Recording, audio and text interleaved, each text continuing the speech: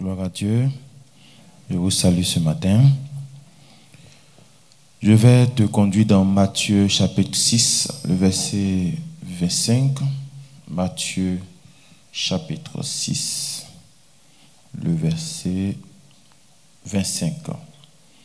Voici ce que ton Dieu te dit. C'est pourquoi je vous dis, ne vous inquiétez pas pour votre vie, de ce que vous mangerez, ni pour votre corps, de quoi vous serez vêtus.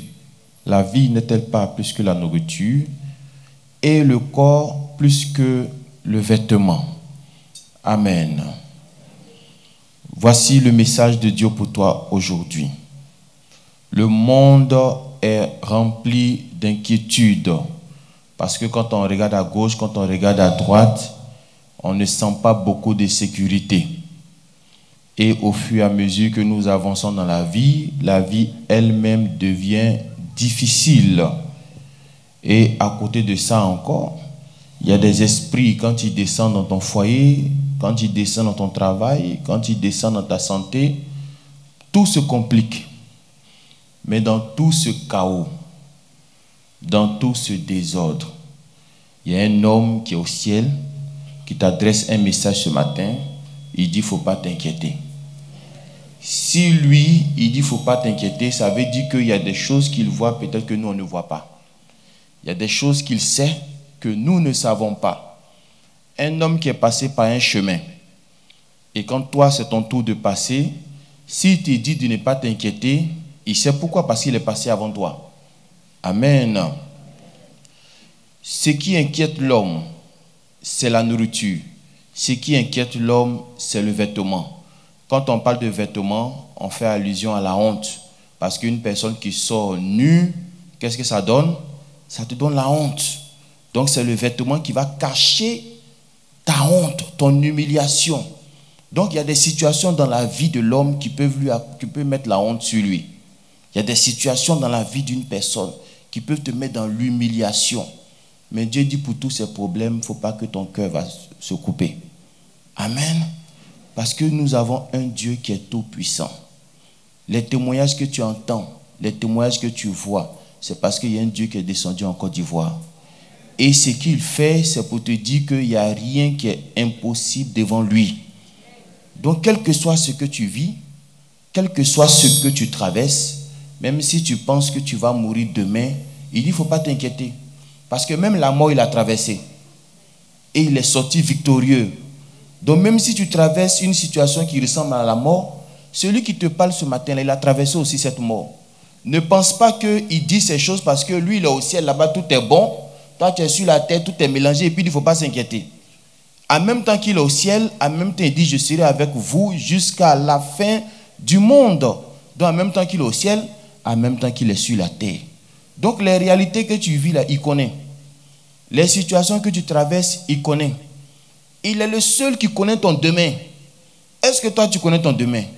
Est-ce que tu sais où tu seras demain? Est-ce que tu seras comment tu seras demain? Tu ne connais pas. Mais lui qui voit d'avance, il te dit ne t'inquiète pas parce qu'il a déjà vu ton avenir.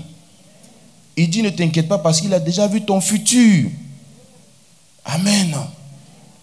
Il faut croire à ce que ton Dieu te dit. Il dit quand vous priez par exemple, croyez que vous avez déjà reçu la chose.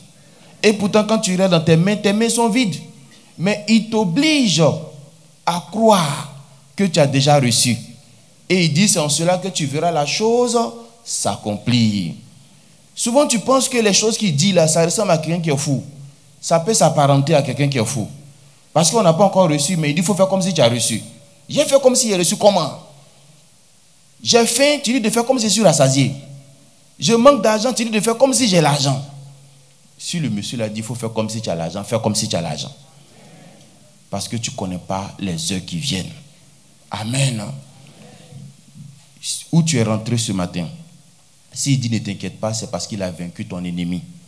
Il a vaincu ton sorcier. Il a vaincu ton problème. Il a vaincu toutes les difficultés que tu pouvais rencontrer. Tout ce qu'il te demande, ne t'inquiète pas seulement. Il faut le suivre. Et pour terminer, une fille dont j'avais entendu l'histoire, qui était dans un avion qui s'apprêtait à tomber. Mais bizarrement, la fille, contrairement aux grandes personnes qui étaient dans l'avion, qui étaient affolées, elle est restée calme, elle est restée tranquille. Dieu merci, l'avion s'est stabilisé. Et quand les gens sont revenus en eux, lui ont posé la question, jeune fille, nous les vieux là, on a tremblé quand l'avion a bougé. Mais toi, pourquoi tu n'as pas tremblé? Normalement, toi, tu es petit, tu devais avoir peur que nous. Elle dit non, pourquoi je n'ai pas eu peur? Parce que celui qui est en train de piloter l'avion, le pilote actuellement de l'avion, là, c'est mon papa. Mon papa, là, quand on est en bas, là-bas, là, il ne me tue pas. Oh. Donc, ce n'est pas en haut, il va me tuer. Vous comprenez? C'est pour ça qu'il faut avoir confiance à Dieu. Dieu n'est pas venu pour te tuer. Il est venu pour combattre auprès de toi. Les situations difficiles que tu vis là, tu les vis avec lui. Donc s'il dit ne t'inquiète pas, il sait à quel moment, il sait quel jour. C'est parce qu'il ne peut pas ouvrir ton esprit pour que tu saches le jour. Parce que s'il le fait, le diable va dire qu'il a fait combine. Parce qu'il n'est pas censé te dire ça. Vous avez vu le cas de Job. Il dit Job, c'est parce que tu lui as tout donné qu'il te suit. Il dit ah bon? Donc arrache-lui, tu vas voir s'il va te suivre. Dieu sait que même s'il arrache à Job, Job va le suivre. Parce que Dieu il connaît d'avance. Mais il dit, comme tu as dit là, je vais le faire pour te prouver que Job là c'est mon fils. Et il lui a tout arraché, mais Job est resté fidèle. Dieu peut te montrer ce qui va t'arriver de bon demain. Mais s'il te montre, le diable va dire, c'est parce que tu lui as montré qu'elle fait ça. Il ne te montre pas. Mais c'est à toi de voir. C'est à toi de ressentir en toi que ton demain sera meilleur. Que ton demain sera bon qu'aujourd'hui. Que ton demain sera meilleur qu'aujourd'hui. Et il faut mettre la foi là-dedans. J'ai dit souvent aux gens, personne ne va croire à ta place. Parce que quand le tonnerre gronde, tout le monde attrape sa tête. C'est à toi seul de croire. Vous comprenez? C'est à toi de croire. C'est à toi de mettre la foi. C'est à toi de mettre la confiance. Et puis tu vas voir les choses s'accomplir. Que Dieu te bénisse et que Dieu soit avec chacun d'entre nous. Au nom de Jésus.